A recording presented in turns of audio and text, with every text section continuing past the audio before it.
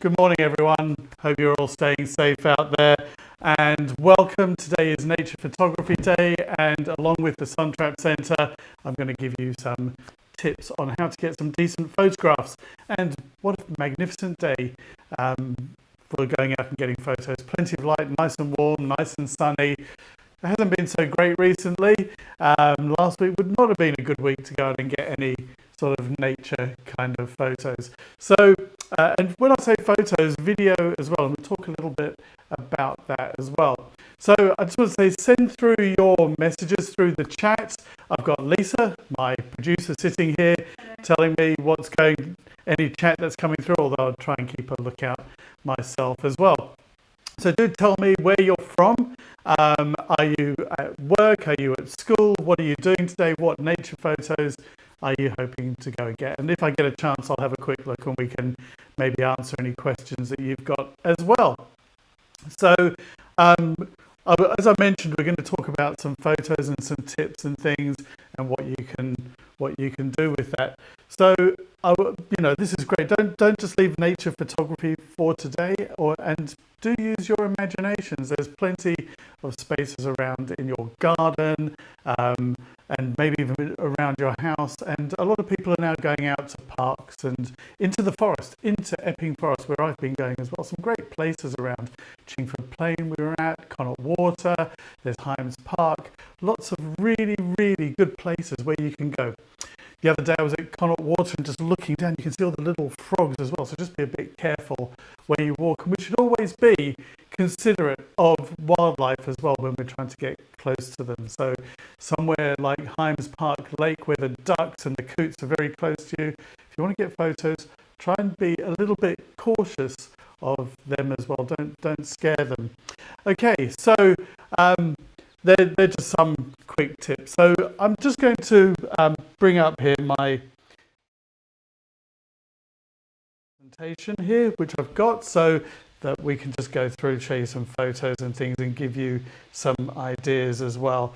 So, as I said, it is Nature Photography Day for me. I like, whenever I get a chance, I love taking nature, wildlife and that kind of thing. And that comprises not just animals and insects and birds, but it also just nature itself. So a lot of people think of getting in close when they're taking these photographs, like of this coot here, which I got only maybe 2 weeks ago down by Hymes Park Lake. So plenty to get out there. Now, what are you going to use to get your photos? It really doesn't matter. Whatever camera you've got, make good use of it. So anything from a smartphone like this iPhone will do a really, really good job of taking photos.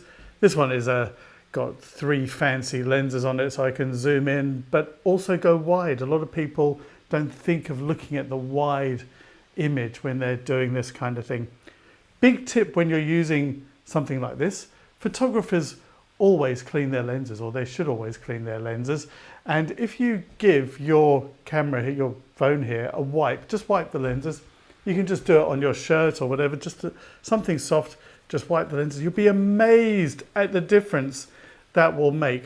We get our fingers and put this down, and you put it down and it goes on a table and it all gets rather mucky.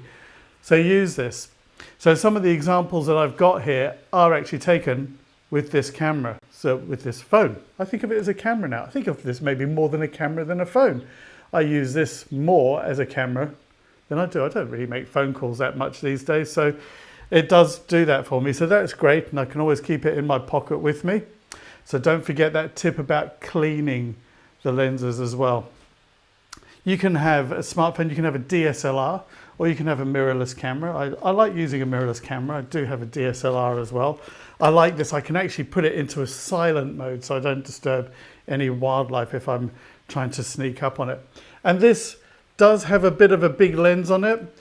I do need it for when I'm working and getting close into things, so when I'm videoing or photographing. This is a 100 to 400 millimeter lens, and I know this is probably not the sort of lens many people have, but any sort of telephoto lens can be useful. So 100 is roughly 2 times, if you want to think of it in terms of magnification, 2 times. So you're half the distance between you and your subject in getting in close.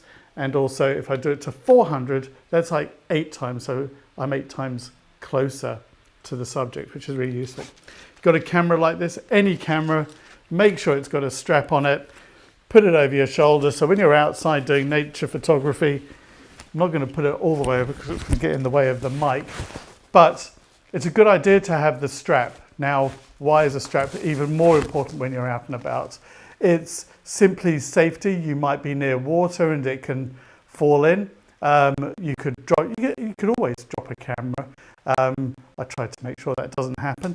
I've got this strap here. This is a very handy, convenient, comfortable one. It's a strap that goes over my shoulder. It's not the original one that came with it. But with nature, you might be getting close to the edge of something and you could drop it. Be careful as well. You might not believe this, but photographers get themselves into all sorts of trouble because they're looking through the lens. They're doing this. What happens, and I've seen it, people step back, they don't realize something's behind them. It could just be something they trip on. But I have seen someone fall down significantly and really, really hurt themselves. And also if you're close to the edge of water or a cliff or something like that, and you're looking through here, you don't always know just how close you are to something like that. So keep that in mind.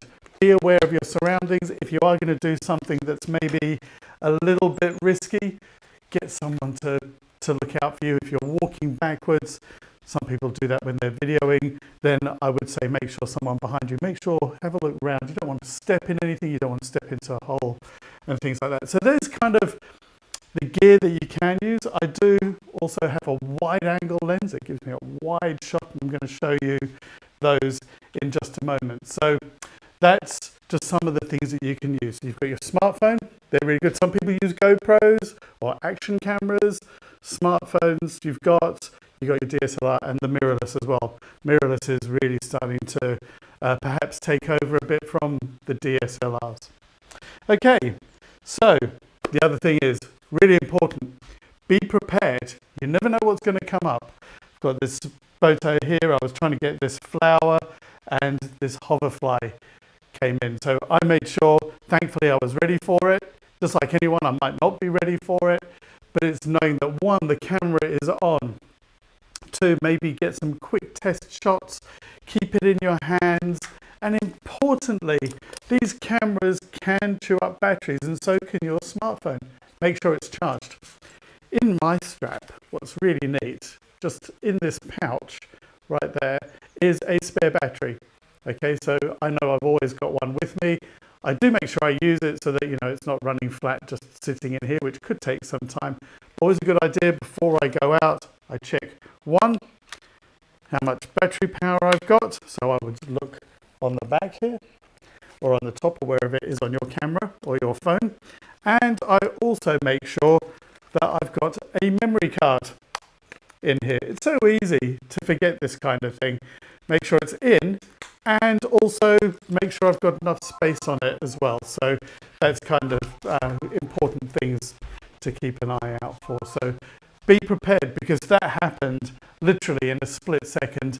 And with nature, you get lucky sometimes, because you can't make these things up. They just seem to happen.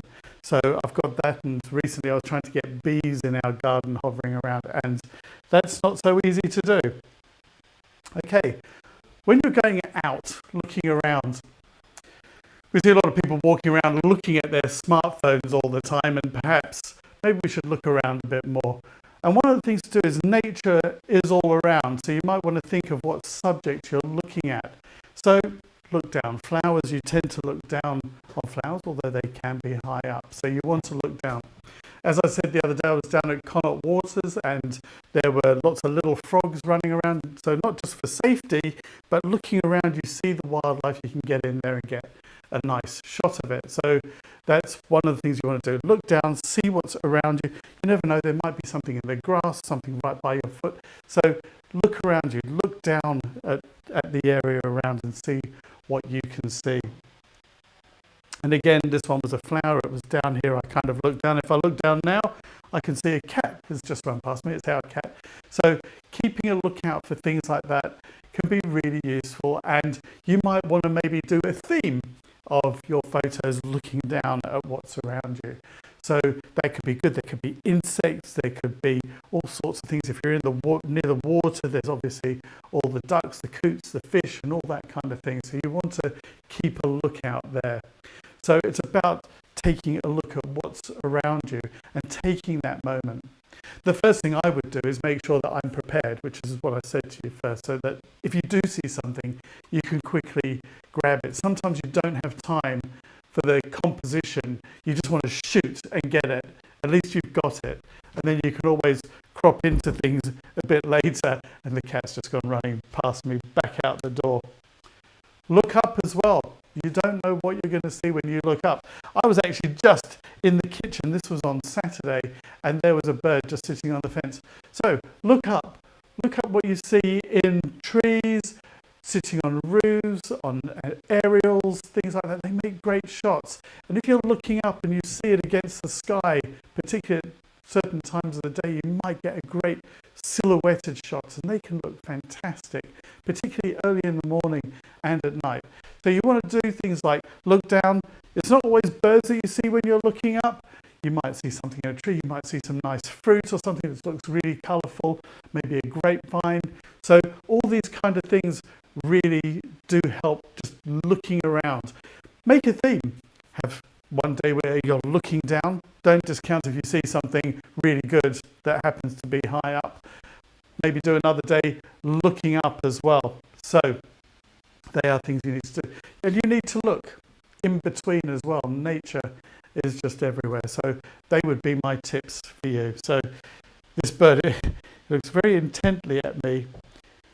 And the other thing is, where you can see I'm looking up here. And this is where a lens like this comes in handy, because this does afford me a great amount of zoom. However, some of this was done afterwards. I actually did not only zoom in, I actually then cropped in a little bit as well. Cameras today have got so much resolution, so many megapixels, you can sometimes afford to do this afterwards. Now, a lot of your smartphones have got software built in where you can crop, or you can use something on your computer. So if you're using an iMac, something like the Photos app, Windows has got something similar. And if you've gone the extra mile and have got Lightroom, which goes alongside Photoshop, so there's a subscription with Adobe, they do that. So they are things that you can use. Lots of different software out there for doing this kind of thing. If you are looking at the Adobe software, don't forget, if you are at school or a teacher, or you just work in a school or university, then you do get a discount on it as well. It's quite present. Right. Oh, Lisa's telling me I've got lots of questions. So let's fire away. What's Watts wants to know whether you really have to edit all of her photos. Yeah. And how does she achieve sharp focus? Two really good questions. Right. Do you need to edit your photos? No, not always. I would say that is something that you can do afterwards if you like. Perhaps I'll get a moment and show you. Actually, I'm going to go back. Let me go back. Do I need to edit the photos? Well, so Connie, really, really good question. Did I edit this picture? Well, maybe. So in terms of editing, I'm not using Photoshop to go in and make something look nicer, like I might have to do to get rid of some of my wrinkles or the lines on my face. But this one, I actually did perhaps cheat a little bit. It was starting to get a little bit, it was sunset, so the sky and everything was a little bit red. So what I did is I did actually just change the temperature, the color of the photograph, just a tiny, tiny bit, which you can do in any of these apps. And I did that, just making it a tiny bit redder, so just to get that little bit more glow in the background. Did I need to do it? Not really. The photo actually looks pretty good to start with. In terms of editing, there are two kind of things you need to know, which is you can do on the smartphones as well. There's apps for doing it. There are two things when you take a photo. They are in two different formats. So particularly if you've got cameras like this, you can shoot in something in JPEG, which you've probably all heard of. We see JPEGs all over the internet, and they are files that are compressed to make it a little bit smaller so that they can go on the internet and not take up so much hard drive space. As a professional, I shoot in RAW. And what RAW allows me to do is change the exposure and a whole load of things afterwards. Can you do it with the JPEG? Yes. The RAW just allows you to do more of it. Do you need to do that? Maybe not. But if you want to explore it, to give you an idea though, the file size is roughly 10 times bigger on the RAW photo. So it's a very good question. What do wildlife and action and sports photographers do who are taking lots and lots of photos and potentially don't have time to go and mess around with them afterwards? They shoot them in JPEG. The files are smaller, they go out faster, and they tend not to have time to edit either, particularly sports photographers. And wildlife can be a bit like that in that you're getting loads and loads. So no, you don't need to edit them. In terms of getting sharp focus, well, that's really, really important. So let's take this pigeon, for example. Where do I focus? So if you're using a smartphone, you can, let's see if I can do this for you. So let's just come in here. You can tap where you want to focus. Can you see that? I've got that there. And then I can slide up and down whilst I'm showing you to change the exposure. So maybe if you've got a silhouette, it's looking a bit dark or a bit bright. So that's how you do it. Now, a similar thing within the camera, there'll be a little square, or it might be using some sort of auto select system. If it's a creature, an animal, or something like that, a person, definitely focus on their eyes. If you focus on their eyes, everything will be sharp. So you have got, in my camera here, let me just take this up here. I have got, sorry about all this getting near and far, hopefully you can see that. That might not be in focus, but just there is a little square. And that little square is what I want in focus. Now that's in the middle of the screen for me at the moment. What I could do is I can tap where I want in focus. Now, if you can't do this tapping because you've only got a viewfinder, you would say focus, let's say you want that in focus, you would focus on it, and then you could move to get, maybe put it on the side there. So you focus and move it. My square in here, like a lot of cameras, it goes green. I know it's in focus. Autofocus in a lot of these cameras is brilliant. So Connie, this is a very good question. And actually, you know what? I'm going to do a video on this maybe in the next week or so.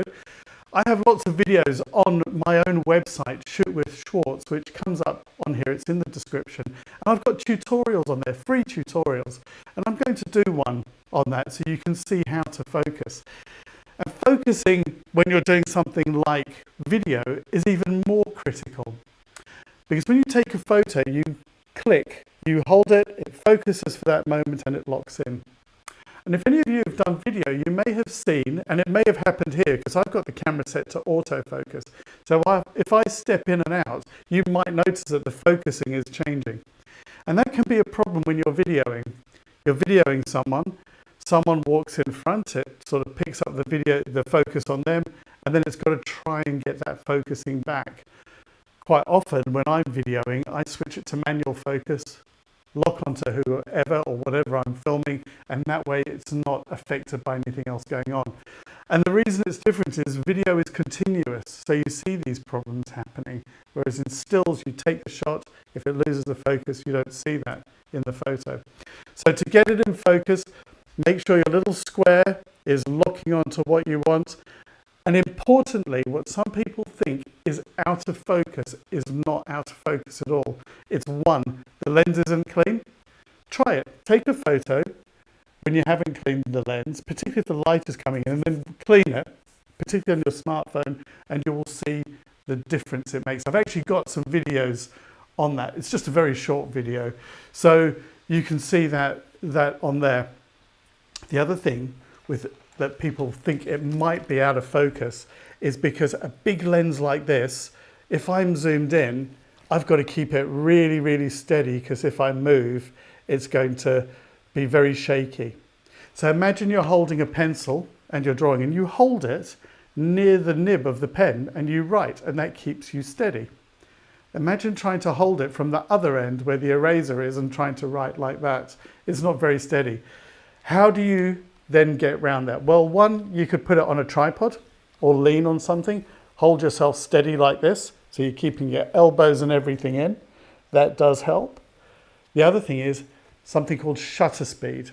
That's the amount of time the shutter is open to expose the image.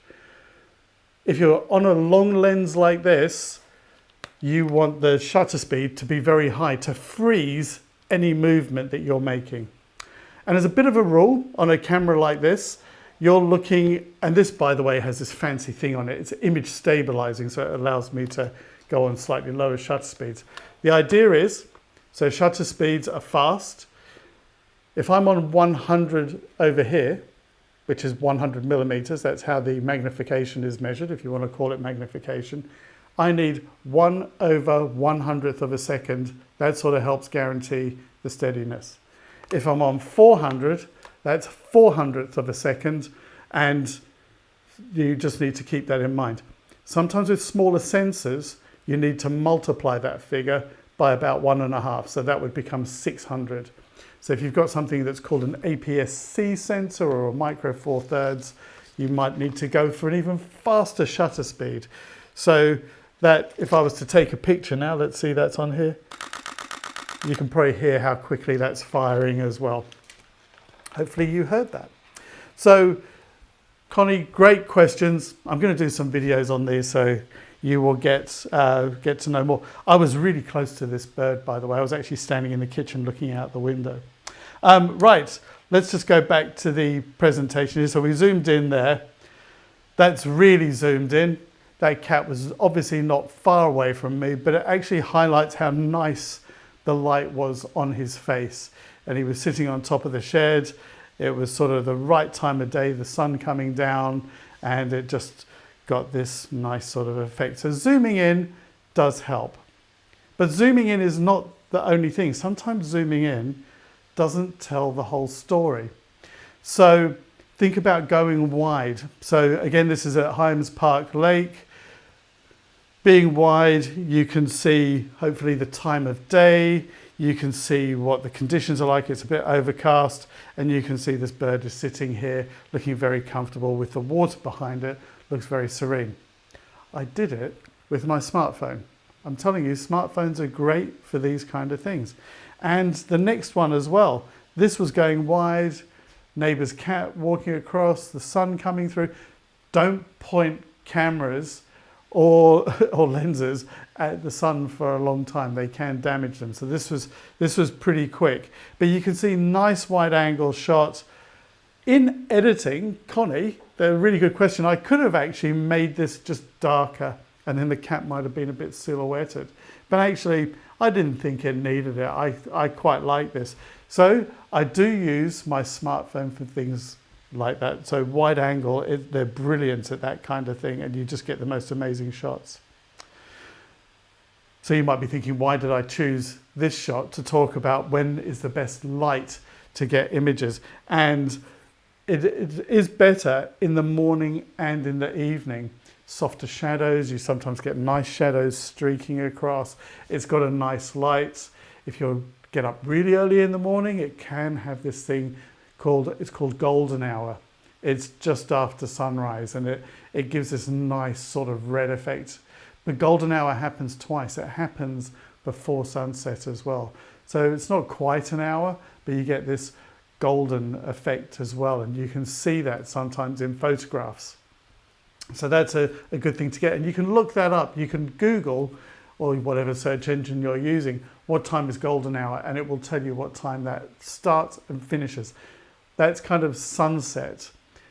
A little bit after golden hour actually is something called blue hour, where the sky goes an even deeper blue. It's not an hour. They just like to call it an hour. It's about 15 to 20 minutes, and it is in the morning before golden hour. So it's just as the sun is not quite risen yet. It's kind of getting there, and the sky can have this nice blue effect, and you can enhance that afterwards. So why did I choose this shot? Well, If it was in the middle of the day, the sun could be coming down on it. If it's overcast, it sort of cures all those problems anyway. But there's a lot of detail in here, and if there were a lot of shadows and harsh light, I might not have seen all the detail within this photograph. So that's the reason I chose this one over the to show you what it can do, because you can actually see a lot of the details in the roots here. You can see along the tree here. You can see as well over there. And as it happens, the evening and the morning at times as well, if you're looking for animals, that's when they can be most active as well. The heat of the day, they tend to pretty much go and sit around and hide away because it's a bit cooler and that. So morning and evening are good, okay? It's just a little bit tricky at the moment if we're all out and, you know, we're trying to keep our distance from everyone. So we need to think about that if we're going in the morning and evening where it seems to be at its busiest. But do look and try things at different times of the day and in the evening, so you get the same effect either side of the day. The direction of the sun might be a little bit different, but you can do things like get really nice silhouettes of trees, of birds, and things like that. So that is a really nice time to get it. The light is a little bit more diffuse. It just seems to have this really nice quality, this color that seems to make your photos look really, really good. Okay, so they're just some of the tips, but don't forget video as well. This was actually done with the smartphone. So just a couple of ducks along there. Now, if you've got a smartphone, you may have heard of something called 4K, which is ultra high definition. A lot of phones do that now. You can actually crop in a bit afterwards as well with your smartphone if you've shot it in 4K. So this is just looping through. And video is great for doing this. By the way, you don't have camera straps for your phones, so just be careful when you're near things like water. Remember I said about looking after your gear and making sure you don't drop it and things like that. And do bear in mind, if it's the evening that you're going out to shoot something and you are using your smartphone, do make sure it's charged up. Nothing worse than getting out there and then your phone has lost its power. What I love about smartphones is the features they've got on them, and some cameras have this, but look at this bee. I shot this using the slow motion feature. It's going to loop back in just a moment. Can you see the bee there? I was trying to get shots of bees. So do you know what I thought? I was kind of wondering, and sometimes you need to think about this when you're taking photos. So I've talked to wildlife photographers about how they get some amazing shots. And it's because they know what the animal is going to do. They've studied the animal. So I saw this great shot by a wildlife photographer who lives quite local. And I saw his shot and he had this owl flying straight towards him. And I said to him, how did you know to get this shot? It's an awesome shot. And he said he knew the wind direction. He knew that the owl liked to fly into the wind. So what I was doing here, reason I filmed it in slow motion, I was trying to get the photo of the bees. And I wanted to see what they do when they take off. And I thought, okay, well, maybe if I film it in slow motion, I'll know, do they kind of lift off directly like that, or do they go off in a certain direction? Do maybe they fly backwards, sideways, whatever. But as it happens, it worked out really well to get the slow motion shot here with the smartphone. So that is a really handy device as well. So you've got the video, which video is also very emotive. You can put video onto things like Instagram. Do share on Instagram and tag the Suntrap Centre in as well. And also you take photos and they can go side by side.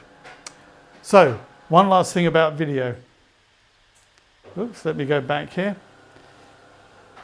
This pigeon, the same one that I saw the other day, you can see I got 2 shots in quick succession and it actually looks like it's winking at me.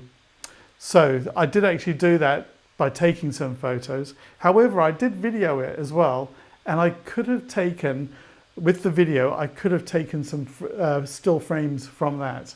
Now, there is a slight problem with that because video tends to work on a slower shutter speed, so it doesn't always freeze the action.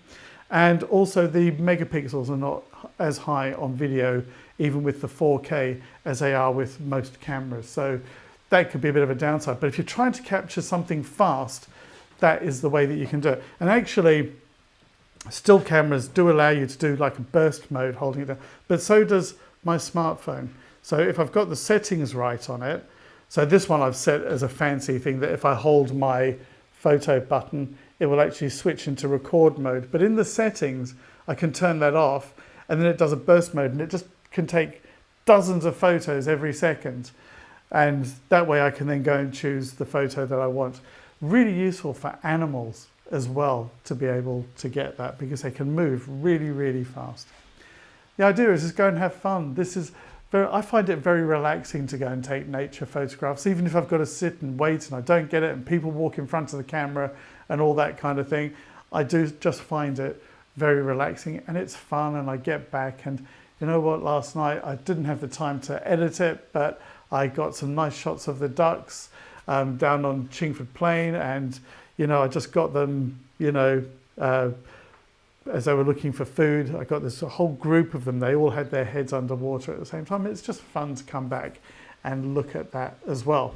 So I'm going to share these. I do put them on Instagram. It's Shot by Schwartz. I'll put a link below after the video so you can see that if you go to the description. Just give me a few minutes to do that and just have fun. So hopefully you can see that bird actually winking there. If you do want to know more, firstly, Suntrap Centre, when that's all reopened and everything, come down there and hopefully I'll be down there as well. Arrange some times and we can go through some things. You can learn more on there as well. So that's really a lot of what I wanted to tell you. Enough to hopefully get you going out there. Hopefully you can maybe even get hold of a camera like this and then really zoom in. Maybe if you haven't got one, see if maybe your school, if you're at school, or you can borrow something like this. So yeah, that's just a great lens for doing all sorts of things. Right, so I'm just going to go and have a quick look here just to see if you have any questions. So let's have a look here. Let's go to the website. I know Lisa had great news about tutorials. Yes, Connie, yes. I have got loads. And I'm a bit of a computer geek as well, along with this. So aside from my photography, which I've been doing about 28 years now, all this filming, actually 29. I know, I just don't look old enough, right? I got lots of stuff on there, but I also did start out life as an engineer and a lot of IT stuff. So I will put a link on there as well. I do have lots of things as well, teaching everything from video editing, even using Zoom and all sorts of things which have become very important right now. So you can go and learn a lot there. So the golden hour, right, so golden hour. You know what? I've actually started creating a video on getting golden hour. And it came up because I do a virtual photo walk every other Sunday. One is coming up soon. If you go to Shoot with Schwartz later today, I'm putting the link on there. It's free. Small group of us get together. I've got a limit of 10, but if more people want to do it, I will do more. And we talked about golden hour there, and I started creating a video on golden hour. The problem is last week wasn't particularly nice to go out and get any golden hour shots, although I've got some from before. I thought I would do that. So I'm going to create some videos because you have asked on getting sharp focus, the golden hour, editing when and why you might need to edit, and there's loads more. There's loads more coming, so do keep a lookout for them. Great. So I don't think it looks like there are any more questions there. If you haven't, then I'm going to say thanks for watching. Stay tuned. Do come back and look at the description below soon. I'll add some more links in soon, probably in the next hour or so. So by lunchtime, you should have those.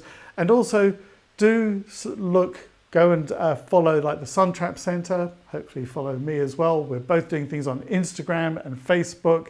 And please share yours as well. Would love to see what you're doing there. And do tag us in. I really look forward to seeing what you've got.